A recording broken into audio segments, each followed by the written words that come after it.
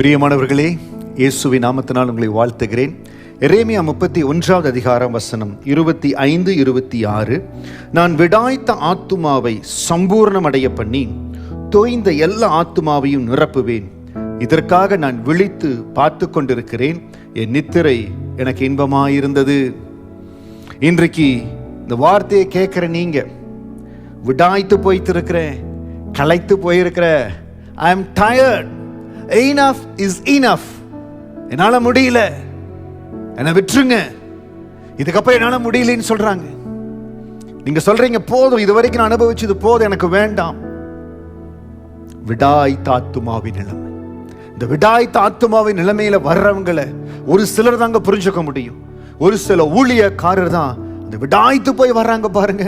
அவங்களை எப்படி சம்பூர்ணம் அடைய பண்றதுன்னு ஒரு சிலர்னால தான் முடியும். ஏன் தெரியுங்களா? அந்த பாதையில் அவங்க கடந்து போயிருந்தா. இந்த விடாய்த்த ஆத்துமா சில நேரத்தில் வசனங்களை வாசிக்கிற பொழுது அந்த வசனத்துல இருக்கிற அந்த பெயின், அந்த விடாய்த்த ஆத்துமா சொல்ல முடியல, வெளியில சொல்ல முடியல. கணவன் நடத்துகிற விதம், மனைவி நடத்துகிற விதம், பிள்ளைகள் பாதுகாக்க வேண்டிய, வளர்த்த வேண்டிய பிள்ளைகளை கைவிடுகிற சூழ்நிலை. விடாய்த்த ஆத்துமா. அந்த விடாய்த்த ஆத்துமாவை ஒருவர் தான் சம்பூர்ணம் அடைய பண்ண முடியும். இந்த உலகத்துல யாருடைய ஆத்துமாலாம் விடாய்த்த ஆத்துமாவை போயிருக்குதோ, வெரி எம்டினஸ், யாருமே ஒண்ணு பண்ண முடியல, அதை சம்பூர்ணம் அடைய பண்ண முடியும். என் ஆத்துமாவில் அன்பே இல்லை, என்னை நேசிப்பார் யாருமே இல்லை, என்னை கண்டு கொண்டுவார் யாருமே இல்லை. விடாய்த்த ஆத்துமாவை நிலைமையில் இருக்கிறீங்களா? மனசு விட்டு போன நிலைமையில் இருக்கிறீங்களா?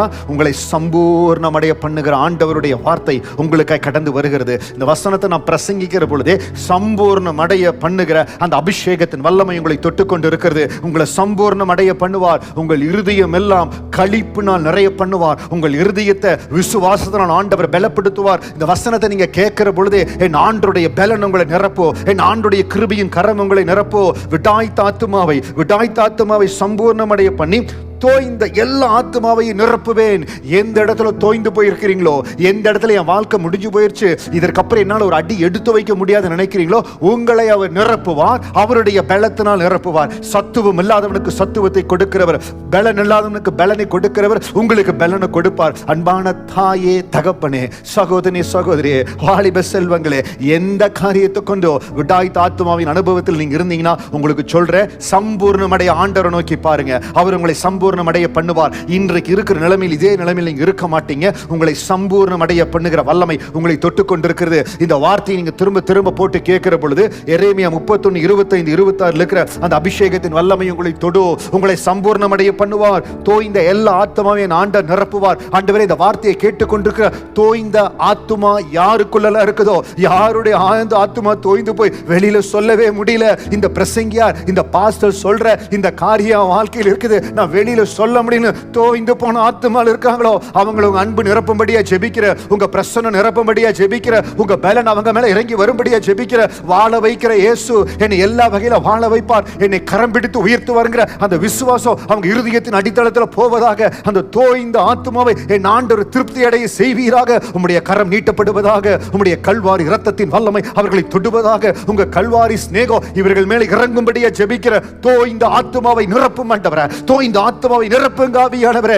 எந்த ஒரு ஆத்துமா தோய்ந்து போய் இருக்கிறதோ, என் பரலோகத்தின் வல்லமை, என் ஆண்டருடைய வல்லமை அவர்களை நிரப்புவதாக. இதற்காக நான் விழித்து பார்த்து கொண்டிருக்கிறேன்.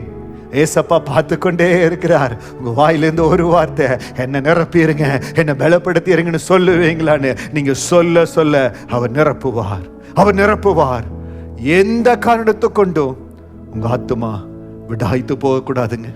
விடாய்த்த ஆத்துமாவின் அனுபவத்தில் இருப்பீர்களே ஆனால் இன்னைக்கு ஆண்டவருடைய பிரசன்னம் உங்களை நிரப்பி இருக்கிறது. நான் பிரசங்கித்திருக்கிற இந்த வசனத்தின் வல்லமை உங்களை நிரப்பி இருக்கிறது. என் ஆண்டவருடைய கரம் உங்களை பலப்படுத்தி இருக்குது. உங்களை உயர்த்துவார், உங்களை ஆசீர்வதிப்பார். நீங்க இன்னும் பல்லாண்டு காலம் தேவ பலத்தோடு, தேவன் கொடுக்கிற சுகத்தோடு, கர்த்தர் வைத்திருக்கிற ஓட்டத்துல பலமா ஓட போறீங்க.